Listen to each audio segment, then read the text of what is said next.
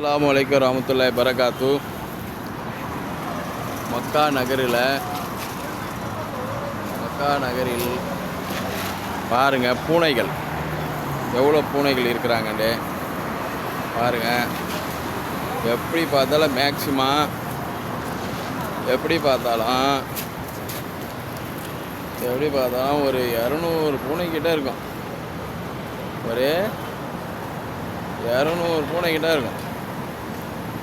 பூனைகள் போக பூனைகள் தான், பூனைகள் நிறைந்தது.